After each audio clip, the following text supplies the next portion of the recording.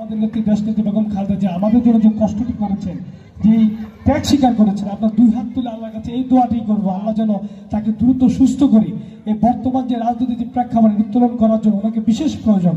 উনি ছাড়া এই উত্তোলনটি করার মতো আমি আর কোনো লোক দেখি না।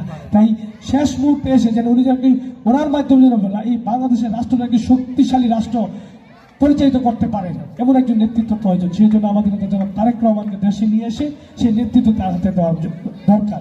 এই জন্য আমাদের নেত্রী দেশনেত্রী বেগম খালেদা জিয়া যদি সুস্থ থাকেন, ভালো থাকেন, জীবিত থাকেন, তাহলে সেটা সম্ভব। তাই আমি সবার কাছে আলেম ওলামা যারা আছেন, কোরআনের পাখিরা যারা আছেন, আল্লাহ রাস্তায় আমরা যারা মুসলমান বা আমরা যারা আমাদের নেত্রী আমরা যারা সকাল মা হিসেবে জানি, উনি সবসময় আপসিকভাবেই এই দেশের জন্য নেতৃত্ব দিয়ে গিয়েছেন। দেশের স্বার্থে কোনো সময় তিনি আপোষ করেনি এবং তিনি জানেন যে আপোষ না করলে তার মৃত্যু হবে, তার জেল খাটতে হবে দীর্ঘ বছর সারা জীবন। তারপরে তিনি আপোষ করেনি।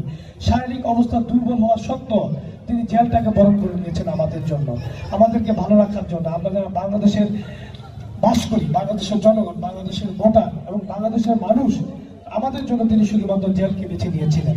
জেলও কেটেছেন, জেলে থাকা অবস্থায় তাকে মেরে ফেলার চেষ্টা করেছেন তৎকালীন স্বৈরাচার শেখ হাসিনা, কিন্তু তাকে মারতে পারেনি।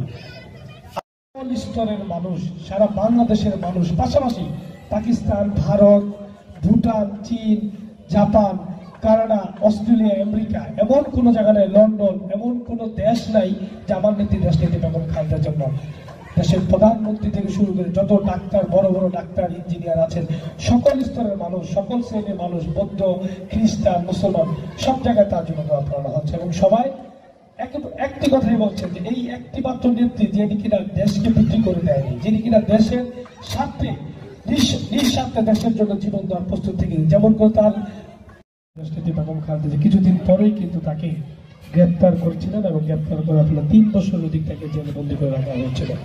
সেই নেত্রীর আজকে তার দোয়ার জন্য আমরা যে আয়োজনটি করেছেন বাংলাদেশ জাতীয়তাবাদী তাঁতি দল কেন্দ্রীয় কমিটির যিনি আজকে প্রধান অতিথি হিসেবে উপস্থিত হয়েছেন, আমার চাচা, যিনি যার সাথে আমার রাজপথ এবং জেলখানা সব জায়গায় দেখা হয়েছে। রাজনীতি যারা করেন তাদের কিন্তু দুইটি হয়েছে বেগম দেশনেত্রী খালেদা জিয়ার জন্য, আল্লাহ তার শেফায়ে আজিলা কামিলার জন্য। আল্লাহ আমরা যা কিছু আমল করলাম, যতটুকু আমল করলাম, আল্লাহ আমাদের আমলের ভিতরে যদি ভুল ত্রুটি হয় কবুল আর মঞ্জুর করিয়া নাও। আল্লাহ আমাদের আমলে নাও। আল্লাহ আমরা যারা হাত উত্তোলন করেছি মনে বড় আশা, আল্লাহ আমরা যারা হাত উত্তোলন করেছি, আল্লাহ যাকে নিয়ে আজকের এই আয়োজনে অনুষ্ঠান